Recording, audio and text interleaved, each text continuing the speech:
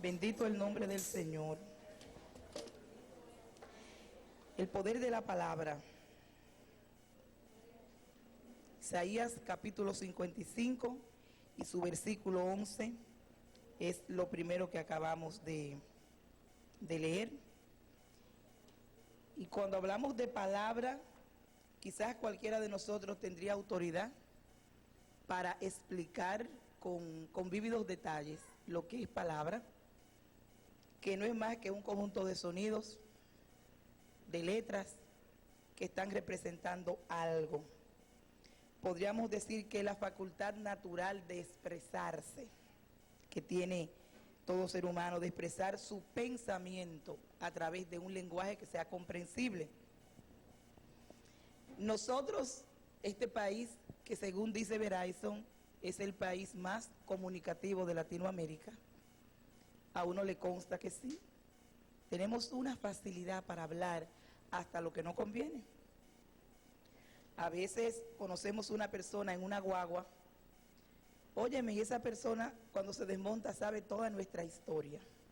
Hemos dicho de todo, en lo que esperamos que salga un autobús, le decimos que venimos del médico, que nos estaban haciendo una biopsia. Usted sabe leer eso por casualidad. Mire, vamos a abrirlo a ver lo que dice. No sé, tenemos facilidad de expresión. Eso a veces no es muy bueno, pero también es bueno, porque nos evitamos muchísimos problemas y sabemos cómo manejarnos. Sabemos mucho de palabra. Ahora, cuando estamos hablando de palabra y de acomodar cosas, sonidos y ponerle imagen a lo que se oye, queremos que rápidamente volvamos a lo que tiene que ver con nosotros. Y no solamente palabra, porque estamos acostumbrados a oír muchas cosas. Y como hablamos tanto, estamos acostumbrados a lo que es palabras vanas, a que hablamos por hablar, a que hay que decir algo. Muchachos, tú estás callado. No tiene nada que decir, pero dite algo. Y uno se queda así, pero no quiero hablar, no tengo nada que decir.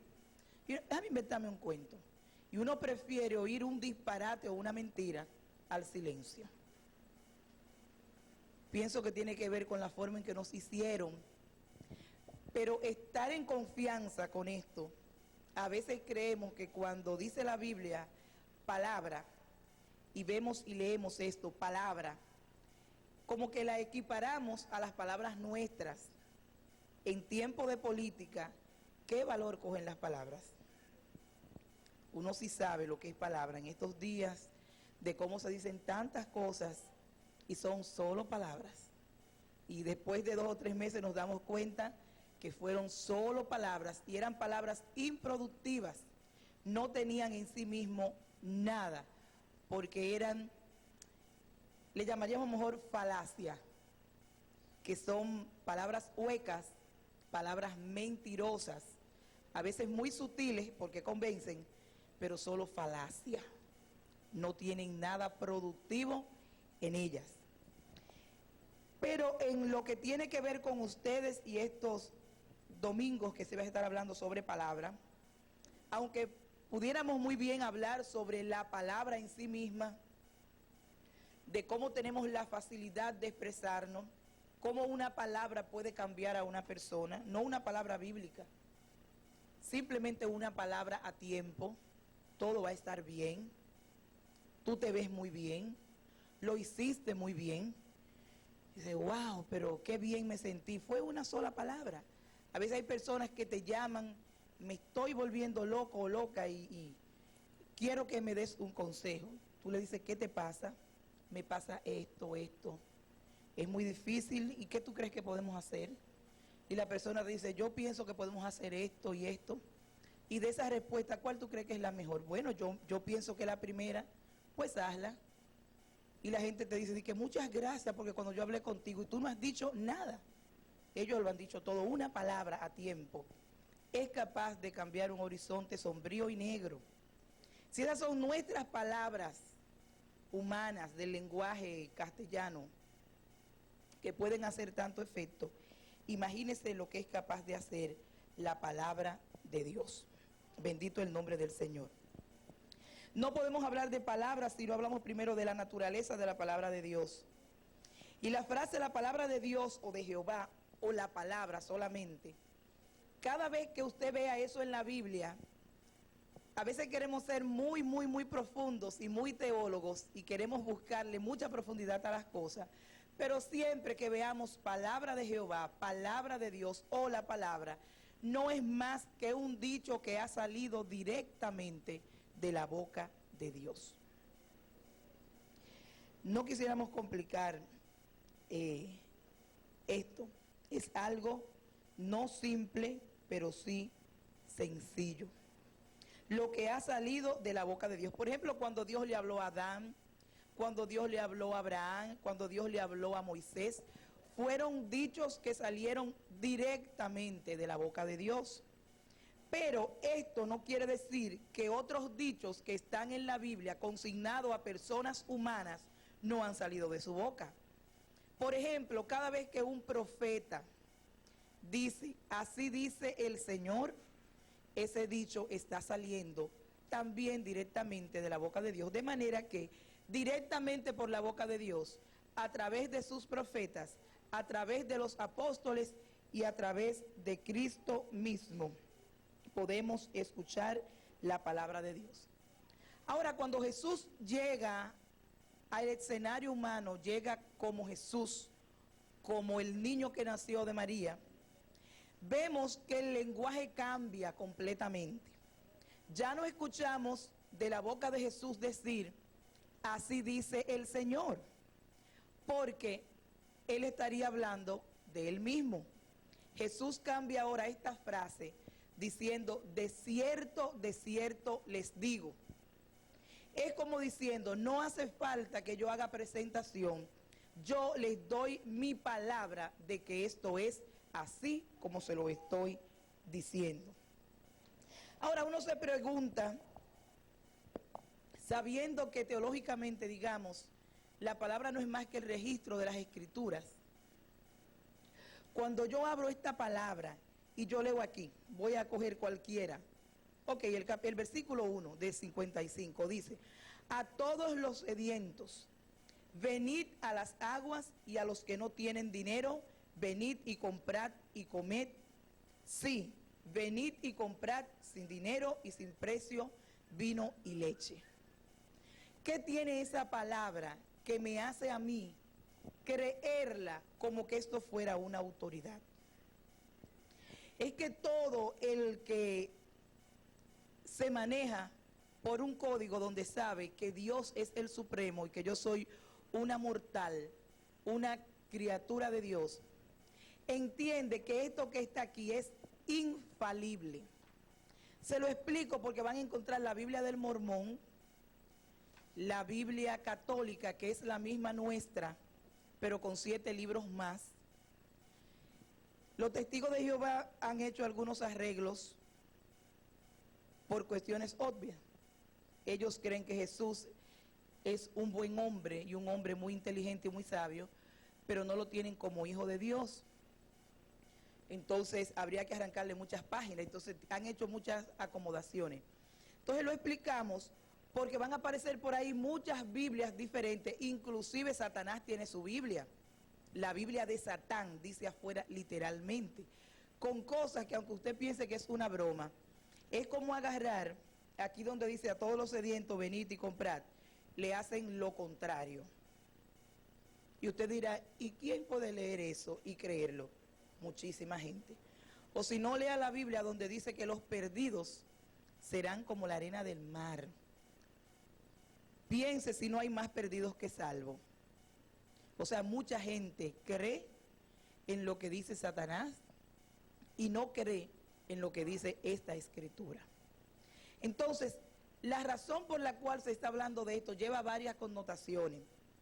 Primero, que nosotros conozcamos de esta palabra y quién dice esta palabra y por qué la dice. Pero conocerla primero porque yo necesito entrar en conocimiento con la palabra de Dios.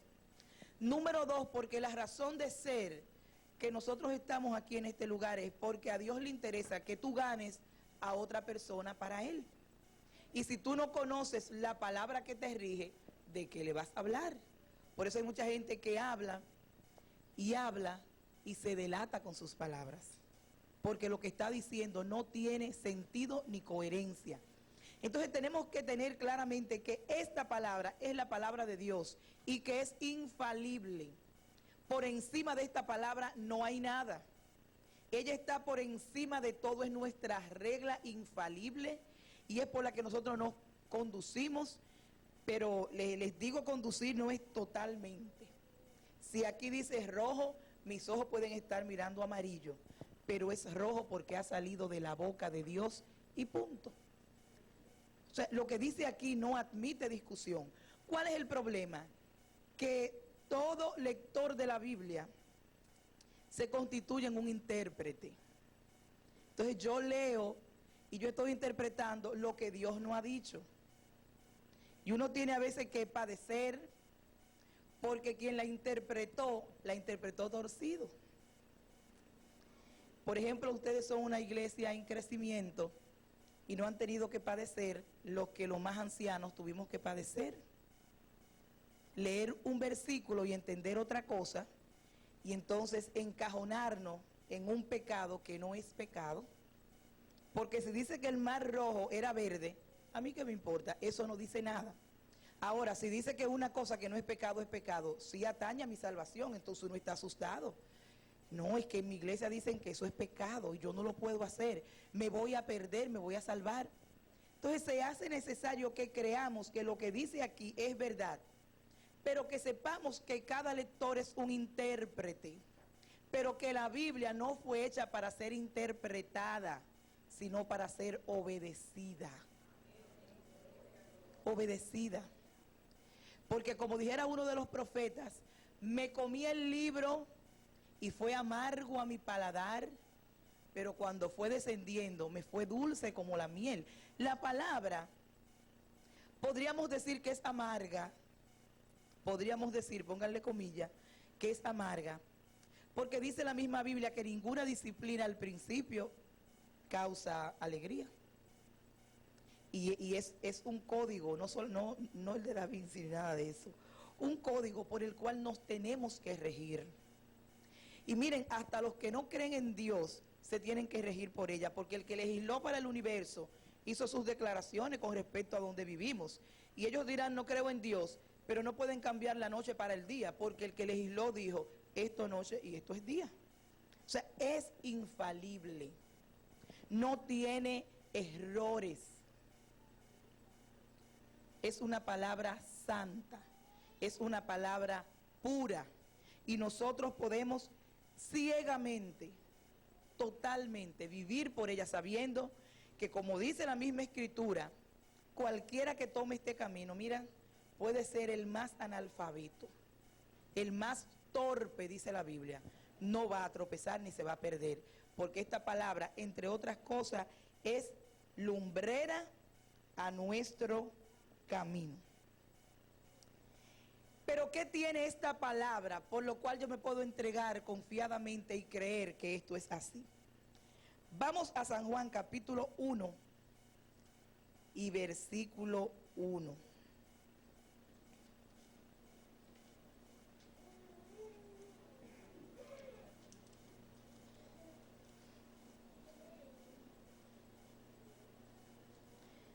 Dice la Biblia, fíjense que los demás evangelistas,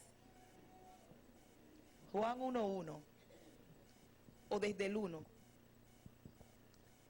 plantean el árbol familiar de Jesús, dependiendo a quién le escribían, plantearon su árbol familiar.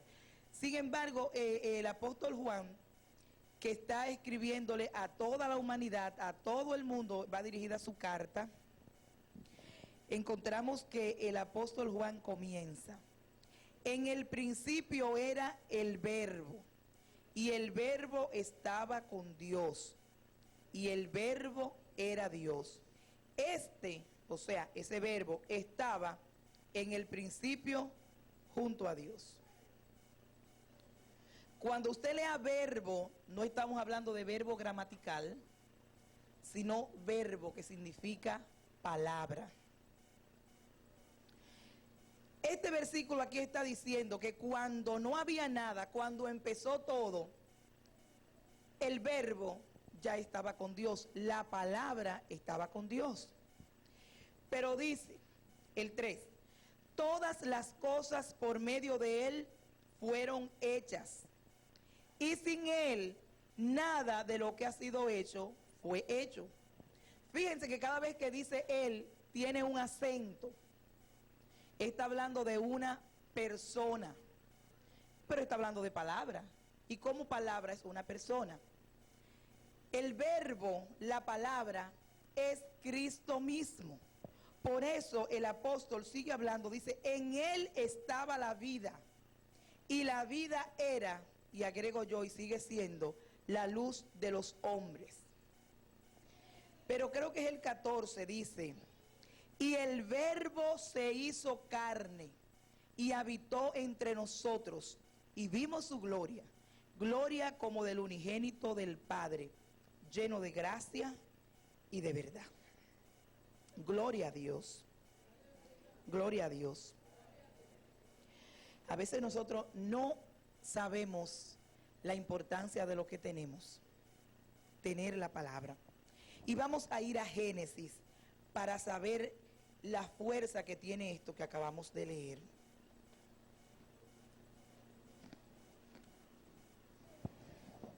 Fíjense lo que están anotando.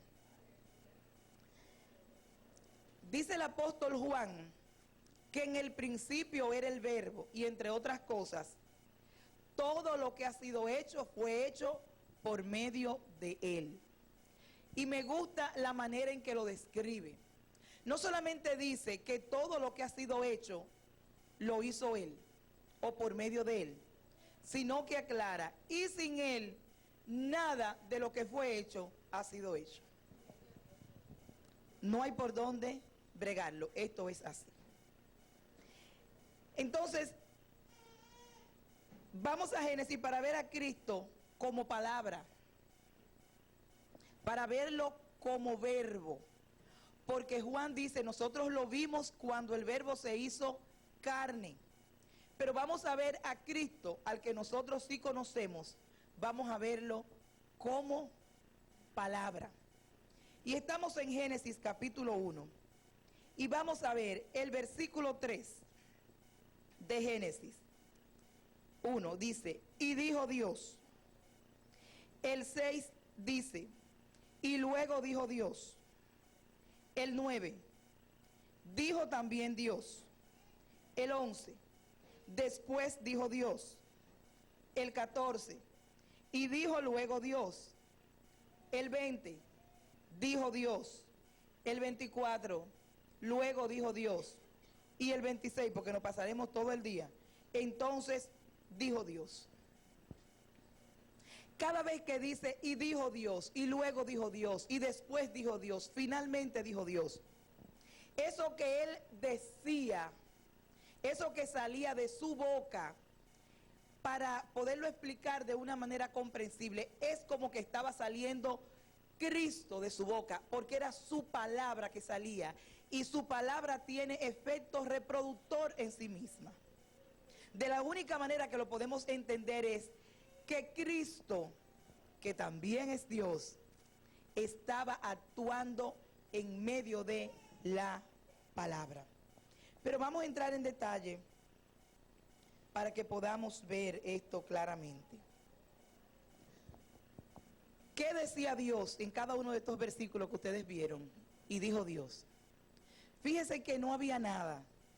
Y de repente el verbo o Cristo como palabra es tan poderoso en sí mismo, tan poderosa esta palabra, que no había absolutamente nada.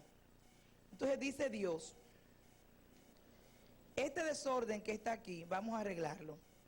Sea la luz, sin complicaciones. Mire el problema que tenemos con los apagones y qué brega ha dado que se arregle. Y nos falta tiempo. Pero dijo Dios, sea la luz. Estoy en el versículo 3. 1:3. ¿Y qué dice? y fue la luz. Pero fíjese para que vea el orden y la autoridad de esta palabra. Dijo, sea la luz, y se hizo la luz. Pero como no le ordenó nada a las tinieblas se quedaron por ahí. Entonces ahora él dice que vio que la luz era buena y dijo, sepárese la tiniebla de la luz. Y las tinieblas cogieron su rumbo. Cuando él vio esto, dijo, oh, mira qué bien. La luz tú te vas a llamar día y tiniebla te vas a llamar noche. Y se llamó noche la tiniebla y se llamó luz el día. Sin ningún trauma, porque la boca de Dios lo ordenó. Luego él se fijó en la expansión y le dijo, hay expansión en medio de las aguas, sepárense las aguas de las aguas. Por eso ustedes ven que hay ríos, hay arroyos, hay océanos profundos, hay mares, pero hay playas. Sepárense las aguas de las aguas, cojan cada quien su rumbo. Entonces, así mismo las aguas se recogieron, pero él las organizó y a la expansión le llamó cielo. Y a lo demás le dijo, ahora júntense todas las aguas debajo de los cielos. Y ahí es que me gusta, descúbrase lo seco. Y como que fuera un muchachito, un bebé, las aguas cogen y dan un salto y se van a un lugar y lo seco se descubre, y dice la Biblia, y a lo seco se le llamó tierra. Quizás ustedes piensen, ¿cuál es la necesidad de hablar de todo esto? A mí me tocó la parte más difícil, que es introducir el tema. Ya los que vengan después van a venir bien de robo, la fuerza de esta palabra en la sanidad divina, en la protección, en la finanza, en lo que sea. Pero me tocó la introducción, así es que de esto que vamos a hablar. Tranquilamente, lo seco apareció. Ahora él con eso seco que se llama tierra, él dice, mira tierra, produce todo tipo de árbol. Y la tierra comienza a sacar árboles. Pero árboles que den fruto, cada uno en su fruto. O sea, árboles de cereza, no quiero mango, sino cereza. Sin ninguna equivocación. Dice la palabra que todo esto comenzó a producir árboles que produzcan semillas según su género. Y Dios vio que todo había sido bueno. Le dijo luego a las lumbreras, oigan esto, estaba el cielo y todo eso, y ahora él manda, aparezca estrella, aparezca sol. Lo detalló todo y todo fue al pie de la letra como Dios lo había hecho. Mire, hermanos, si nosotros comprendiéramos que Jesús, que Él mismo es la palabra, tuviéramos más respeto y más confianza por la palabra. Tuviéramos respeto. Porque ahorita decía una hermana que pusieron una disco fuera, frente a su casa, y ella oró y pidió dos cosas. Hija mía, te hubieses atrevido a pedir la tercera, el testimonio de hoy sería, y le cerraron la disco. Es así. No sé si tú te atreves a pedírselo para hoy, pero él está en su mismo sitio. Ustedes saben lo impresionante que es el mar. Tú ver ese mar que pareciera como que pega con el cielo y que no tiene fin. Y si estamos en temporada ciclónica se pone como de mal humor. Y que ese mar embravecido Dios le diga, aquíétate, y él se baja. Eso tiene que ser más difícil que resolver un simple problema de una casa. Pero como leemos la palabra como letras, esto es letra, pero esto es Cristo hecho, esto es Cristo hecho palabra. Si comprendiéramos esto, sentiríamos más respeto por la palabra y tendríamos más confianza en esa palabra. Bendito el nombre del Señor. La palabra da crecimiento, primera de Pedro capítulo 2 y su versículo 2. Y nosotros estar hablando del principio de Cristo como palabra, como su origen, y dejarlo allá, sentiríamos como que no tiene mucho sentido. Pero esa palabra que se hizo carne, que es Cristo, y está en nosotros, y esta palabra escrita que nosotros llamamos Biblia, podemos confiar totalmente en que lo que ella dice seguirá teniendo fiel cumplimiento. La palabra da crecimiento, dice, deseen como niños recién nacidos esta leche no adulterada, deseenla, deseenla. Los niños son un reloj. Cuando tienen hambre no tienen que ver si están en el palacio, eso no tiene que ver, es un reloj. El grito comienza y la mamá le tapa la boca, pero yo le di 8 onzas hace una hora, pero su estómago dice quiero más. Y es lo que está diciendo aquí el Señor. Como un niño recién nacido que no sabe discernir que usted comió ahorita, tengo hambre, deseenla a sí mismo, deseen esta palabra, quiéranla, búsquenla, requiéranla. Porque ellas son las que te van a dar el crecimiento. Sin esta palabra, deseándola en tu corazón, no vas para ninguna parte. Ahora, la ausencia de palabra nos seca. Nos va a secar porque esto es lo que nos va a permitir permanecer unidos a Cristo. La palabra, si está escaseando, nos va a mantener sucios. Dice la Biblia, ustedes están limpios por la palabra que les he dado. Y en Hebreos capítulo 6, en su versículo 13 en adelante, plantea la Biblia. Deja ver si lo encuentro. Hebreos 6, espero no estar citándolo mal, a partir del versículo 13. Así mismo es. Dice, porque cuando Dios hizo la promesa a Abraham, no pudiendo jurar por otro mayor, juró por sí mismo, diciendo, de cierto te bendeciré con abundancia y te multiplicaré grandemente. Entre otras cosas dice el 17, por lo cual queriendo Dios mostrar más abundantemente a los herederos de la promesa la inmutabilidad de su designio, interpuso juramento, para que por medio de 2 cosas inmutables en las cuales es imposible que Dios mienta, tengamos un fuerte consuelo los que nos hemos refugiado para asirnos de la esperanza puesta delante de nosotros, la cual tenemos como segura y firme ancla del alma, y que penetra hasta dentro del velo. Mira, hermano, este es uno de los pasajes más poderosos al cual cada creyente se puede agarrar. Siempre menciono que cuando había pleito entre muchachitos se emburujaban. Fuiste tú, y comenzaban a pelear. Por mi madrecita santísima, había como un resorte que los separaba. No es que él juró por su mamá. No está hablando mentira. Como Dios no tiene mamá, como no tenía otro mayor que él para jurar, él juró por él mismo. Y eso que salió de su boca, ese juramento que es su palabra, nosotros lo podemos tener como firme y segura ancla del alma.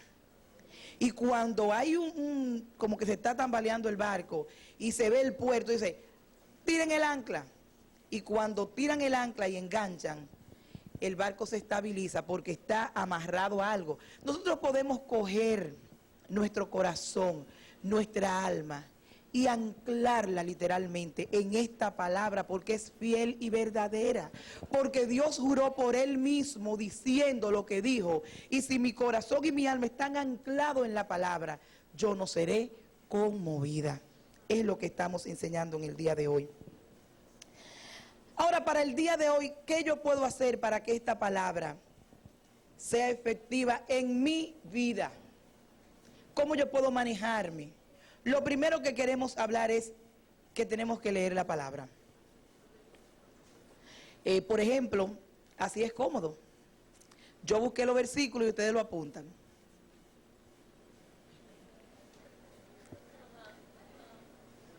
Así es cómodo. Pero tener todos esos versículos lleva un tiempo. Porque yo puedo sacar 50, pero que sean coordinados, necesitamos tiempo. pero así es más cómodo. Venimos a la iglesia, abran su Biblia en el Salmo 10, todo el mundo la abre y lo lee. Pero cuando decimos leer la palabra, no nos estamos limitando a que la leamos y ya. Algunos leen un salmo siempre, de protección divina, y eso está muy bien. Otros les gusta el Antiguo Testamento porque me encantan las historias, y a mí me gusta la historia. Otros leen el Nuevo Testamento porque lo del Antiguo Testamento ya no tiene valor, lo que tiene valor es lo que dice ahora Jesús y los apóstoles. Y cada quien como que se sirve su pedazo del pastel. Y dice la Biblia, toda la escritura, toda ella, toda la escritura es inspirada por Dios y es útil. Es útil. Yo el otro día me puse a leer el libro de Números, que nadie lee eso. Y, ay, ese libro, como Dios mío. Y lo leía, digo, pero yo no le entiendo nada. Digo, señores, pero para ti la organización vale mucho. Te importan tanto los números que le dedicaste un libro enterecito a esto solamente. Y eso me hizo entender que Dios quiere que seamos organizados. Cuando Él fue a hacer la alimentación del grupete, Él le dijo, acomódenlo de 50 en 50. Tú le encuentras sentido a todo en la Biblia. Cuando vamos a ver el árbol familiar de Jesús, encontramos que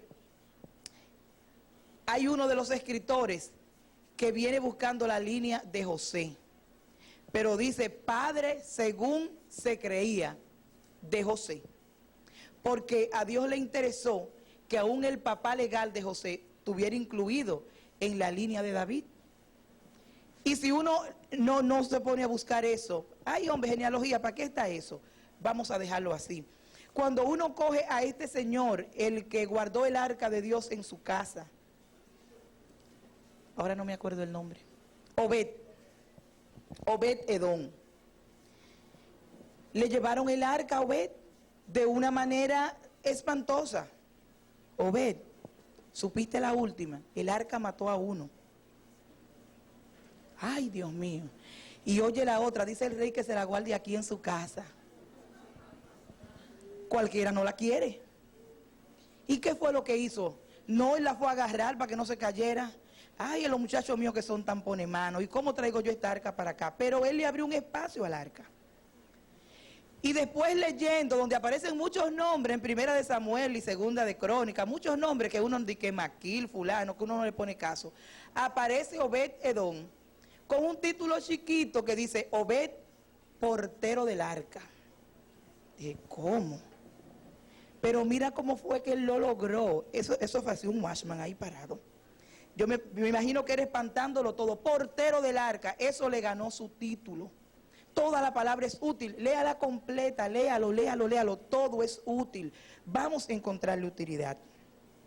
Número 2, la palabra hay que escudriñarla. ¿Por qué escudriñarla? Porque yo estoy leyendo aquí. Voy a leer así también cualquier otro versículo. Dice, porque estoy en Hebreos 5, 12.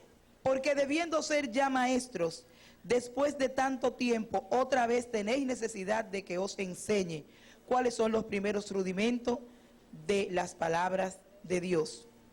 Habéis llegado a tener necesidad de leche y no de alimento sólido. Ay, mira, cayó como anillo el dedo este versículo. Eso no estaba en la lista. Yo lo leo y ya no le pongo caso. Pero cuando se trata de escudriñar, tengo que ponerme a averiguar por qué quien escribe está escribiendo esto. ¿Por qué razón le está diciendo? ¿Por qué estos maestros volvieron a cometer, ya maestros, y oigan lo que le dice, hay que darle leche como anillito? ¿Por qué razón se lo estoy diciendo? Yo quiero escudriñar de esto. ¿Quién escribió Hebreo? Mira, pero no aparece quién lo dice. ¿Y por qué el pastor dijo el domingo que fue Pablo? ¿De dónde lo sacó? Escudriñelo, búsquelo, investíguelo, escudriñelo. Pero número 3, hay que vivir por esa palabra. Si aquí dice que como niños recién nacidos yo debo desear la leche espiritual, yo no entiendo mucho eso. Es más, ni siquiera estoy de acuerdo, pero yo la voy a procurar porque la Biblia dice que como niño la tengo que desear. Punto. Tiene que vivir por esa palabra aunque no te guste. Leerla, escudriñarla, vivir por ella. Y número 4, procurar revelación. ¿Por qué procurar revelación? Porque la palabra escrita, que nunca pasa y no pasará, esta palabra escrita fue escrita hace cantidad de tiempo. Cuando esta palabra la escribieron, no habían apagones, no había delincuencia. Tú no estabas trabajando en un hotel saliendo a las 12, pero ya la policía está en la calle a las 12 preguntándote de dónde tú vienes, por qué tú estás por aquí. No existía eso. Entonces, ¿cómo yo lo hago para que esta palabra me sea revelada en el día de hoy? Yo he leído la palabra, pero aquí yo encuentro un versículo que dice: yo estoy con ustedes todos los días hasta el fin del mundo. Yo digo, wow, Señor, yo quiero revelación. ¿Qué tú me quieres decir a mí con eso? No a la iglesia, no a los hermanos. A mí, ¿qué tú me quieres decir con esto? Entonces uno va a darse cuenta cómo llega un montón de cosas a su cerebro, a su corazón. Y tú sientes literalmente que eso lo escribieron exclusivamente por ti. Y tú sales a la calle con el pecho como grande. Este es el día que Dios hizo para mí, porque Él dice que iba a estar conmigo el día de hoy. Y yo no tengo miedo, porque Él dice que el día de hoy Él está conmigo. Revelación, Dios quiere darte revelación. En 1 de Samuel capítulo 3, si están cansados me avisan, que igual voy a seguir porque falta todavía una sola cosa. Bien, en 1 de Samuel capítulo 3, dice: Jehová llama a Samuel. No se lo voy a leer todo. Pero había un sacerdote constituido que era Elí. Pero cuando comienza el pecado a meterse, es una señal evidente de que la palabra está escaseando. Cuando, miren, señores, Dios ha instituido ahora en este tiempo que haya personas que ven. Él tiene ojos en la iglesia. Hay gente que está haciendo cosas malas dentro de la congregación. Y hacen cosas. Entonces vienen al culto y levantan sus manos y cantan al Señor y todo suena bien. Inclusive vienen y toman una oportunidad y hablan muy bien. Y el Señor se glorifica porque Él tiene compromiso con su palabra. Y cada vez que la palabra es soltada, es productiva. Eso lo leímos al principio. Entonces la persona que está pecando dice: pero mira, yo no estoy tan mal. Porque yo fui, canté, oré, alabé, leí la palabra y nadie se dio cuenta. La pastora hasta me felicitó. Hermano, mira, no te engañes. Dios siempre tiene ojos en su cuerpo que está viendo cosas. El que no te lo haya declarado es porque Él en su forma de ser no te quiere avergonzar. Pero siempre alguien ya lo sabe. Él se lo enseñó a sus ojos porque Él tiene ojos en su cuerpo. A veces el problema es quien hace el papel de la boca de Dios, que tiene miedo de declararlo, por la razón que sea, porque fulano, porque fulana. Pero un día cualquiera, esto va a salir a la luz. El sacerdote era la figura de autoridad que tenía este niño Samuel, que estaba creciendo en el templo. Pero dice la Biblia que la palabra escaseaba en esos tiempos. ¿Sabe qué vergüenza que haya un sacerdote pagado exclusivamente para que haya palabra? Y la palabra escaseaba. Y estaban los hijos del sacerdote haciendo, pero aberraciones de llevar mujeres a la puerta del templo y convivir con ellas. Y el pobre viejo ahí. Ay, esa es la adolescencia. Nada. Y el niño Samuel, Jehová le tuvo que hablar. Dice el versículo 4, el versículo 3, que antes que la lámpara de Dios fuese apagada, o sea, antes que el poquito que le quedaba a Elí se fuera, Dios tuvo que levantar al niño Samuel. Se lo estoy diciendo porque las ministraciones subsiguientes irán todas dirigidas a que escudriñen la palabra y vivan por ella y manejen la palabra. Pero ni sueñen que si no lo hacen, se va a acabar esto. Siempre Dios va a estar levantando gente que sí ame la palabra y quiera vivir por ella y quiera ministrar una palabra de verdad. O sea que es un llamado que hace el Señor. Yo quiero que ustedes entiendan mi palabra y vivan en medio de esta palabra. Pero si no lo hacen, siempre yo me voy a servir de alguien que sí me quiera obedecer. El niño Samuel oye, Samuel, Samuel. Y el pobre muchachito, sabiendo que su autoridad era Elí, corrió, dígame Señor, yo no te he llamado. Vuelve de nuevo, Samuel, dígame Señor, yo no te he llamado. Hasta que el viejo, como todavía la lámpara no se había apagado, le quedaba un poquito, le dijo, mira muchacho, si esa voz te vuelve a llamar, dile, habla Jehová, que tu siervo escucha. Y para que ustedes vean la importancia del sometimiento, ese señor no estaba en nada, pero él se sometió a él. Y dice la Biblia así mismo, y cuando Dios volvió a llamar a Samuel, él respondió, dime Jehová, porque tu siervo escucha. Y si ese niño se entera que lo que Dios le iba a soltar era esta bomba, se hace el dormido. Porque el boche era para su propio líder espiritual, que era Elí. Y le dice, lo que yo te voy a declarar lo que yo voy a hacer. Lo que yo voy a hacer aquí, el que lo escuche le va a retumbar los oídos. Y se lo dijo. Pero me gusta el versículo 7, que dice, y Samuel no había conocido aún a Jehová, ni la palabra de Jehová le había sido revelada. Sin embargo, el trato de este niño con Dios fue en aumento, de manera que en el versículo 19 dice, y Samuel creció y Jehová estaba con él y no dejó caer a tierra ninguna de sus palabras. Y todo Israel supo que este niño estaba bien con Dios. Yo no sé a qué grupo tú quieres pertenecer, pero Dios está buscando quien quiera escudriñar su palabra. Si ya tú has conocido la palabra, tiene que buscar revelación. Porque cuando no hay palabra, no hay visión. La gente anda con los ojos cerrados. La gente no sabe para dónde va. Hay desenfreno y nos exponemos al castigo. Pero si tú has conocido la palabra, procura que haya esa revelación, porque cada uno de ustedes se mueve a la luz que lo alumbra. Si uno ve una persona de esta que no se desriza y tú le dices, ¿dónde tú sacaste eso? Segurito, mi pastor dice, en mi iglesia dicen. Bueno, yo creo que la pastora de aquí tuvo un inconveniente con alguien una vez, que la misma persona dijo, tal es el pastor, tales son los miembros. Usted va a iglesia donde la gente anda todo tirado, pero entonces dice, no, la pastora de mi iglesia siempre anda muy acicalada, no podemos ir menos. Y la gente actúa en consecuencia.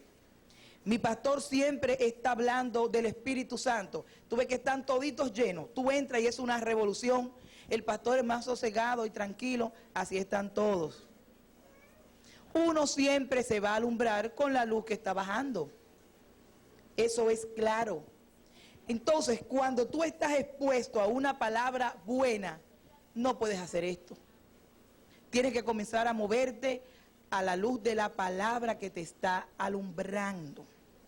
Estoy diciendo esto porque yo sé que han tenido buena palabra a lo largo de todo este tiempo.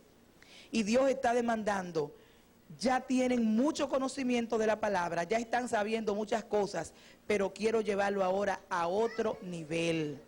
Un nivel de revelación. Un nivel donde esta palabra que han oído tome forma, tome carne dentro de mí y se haga una palabra viva dentro de mi corazón. Una experiencia particular con la palabra de Dios. Y quiero terminar con esto porque no miré el reloj cuando empecé. Quiero terminar con esto. ¿Qué hora es? Ay, Padre, pero yo no tengo la culpa.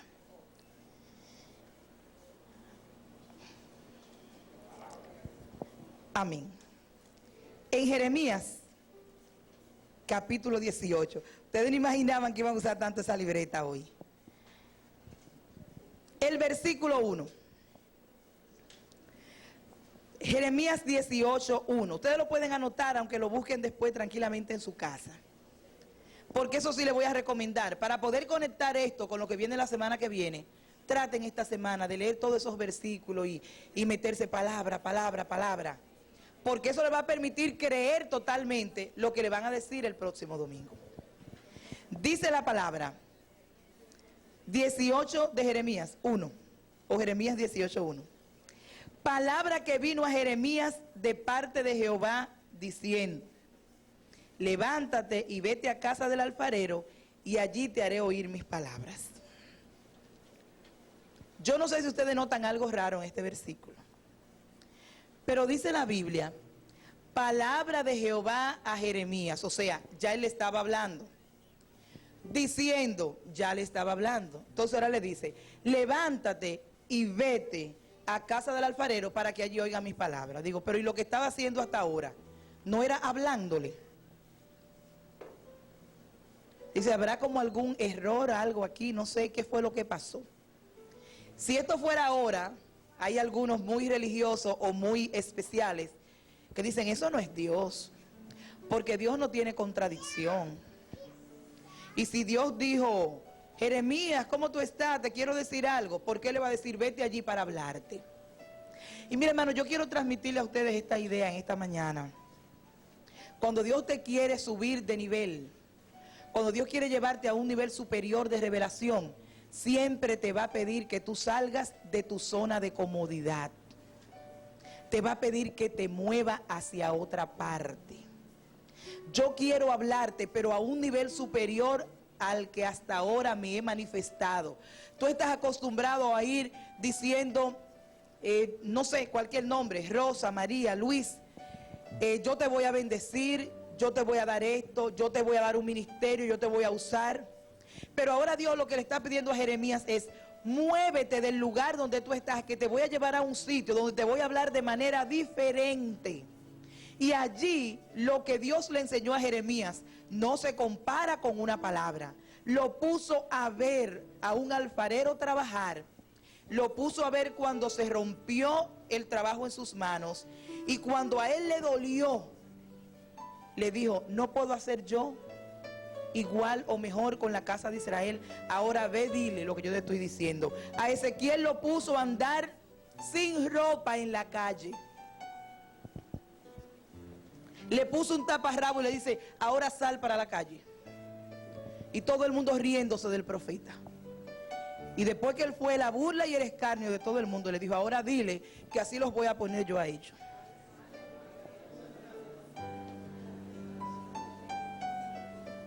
A Oseas, vaya a la calle y busque una mujer adúltera y cásese con ella. Señor, pero esa mujer es una prostituta, cásese con ella. Y dice que se casó y la amó. Y cuando la amó quedó cogido porque ella se le fue con otro. Y fue y le dijo, ahora vaya y búsquela. Y él volvió y la recogió y tuvo 2 hijas. A una le pusieron un nombre que se llama No Amada. Y a otra le pusieron No Pueblo Mío. La mujer arrancó por ahí, fue comprada, fue llevada a un coso de esclavo. Y le dijo, ahora vaya y cómprela y vuelva y tráigala para su casa. Y cuando formó su hogar de nuevo con su mujer adúltera y sus 2 niñas con 2 nombres que vivían recordándole todo el tiempo lo que pasó, ahora ve, dile a Israel que así mismo yo voy a hacer con ellos, que son unos infieles y unos desleales, pero que yo tendré misericordia de ellos. Y yo los voy a comprar igual como tú compraste a esa mujer. Revelación, revelación, un nivel superior de revelación. Por eso no se sorprendan del fuego de prueba que de repente ha sobrevenido. Como que eso fuera algo raro. No, Dios os está preparando para llevar a un nivel superior de revelación. Porque mientras más poderoso es lo que Él quiere hacer, el proceso va a ser mucho más poderoso también en sufrimiento. Y habrá momentos cuando Dios va a tirar como un 9-11, no va a dar tiempo para nada. Como pasó en Ezequiel 16, que vio a la muchachita haciendo una comparación de su pueblo. Israel, tú eres igual a una niña que su mamá dejó tirada, envuelta en su sangre. Y yo crucé y la vi envuelta en sus ciezas, dice Ezequiel 16. Pero que Dios pasó para ahí, solamente dijo, vive, vive, vive. Lo único que le dio tiempo a decir fue eso, vive, es una orden que te estoy dando, no te vas a morir, vive. Y la muchachita pestañó. Le dijo, yo te limpié, te puse nombre, te puse aretes, te puse zarcillo, te vestí, te di ropa nueva y te hice mía. Bendito el nombre del Señor. Dios quiere llevarnos a un nivel de revelación donde Él se comunique. ¿Y sabe por qué? Porque Jesús, cuando se iba, dijo, a ustedes les conviene que yo me vaya y que el Espíritu venga, porque el Espíritu ciertamente le va a escuchar decir cosas al Padre y se lo va a hacer saber a todos ustedes. ¿Qué fue lo último que te dijo el Espíritu? ¿Cuándo fue la última vez que te habló? ¿Cuál fue la última cosa que te comunicó? El Espíritu está ahí esperando para actuar, para llevarte a un nivel superior de revelación de su palabra, donde la leas y la entiendas y diga, wow, yo nunca había entendido esta palabra tan poderosa. Yo estoy cansada de leer donde dice en Primera de Pedro que nos hizo reyes y sacerdotes. Y esta semana, sí, conversando con una amiga, digo, Dios mío, pero mira qué bien. Siempre decimos, no, porque somos reyes y sacerdotes. Y nunca tenemos un reinado.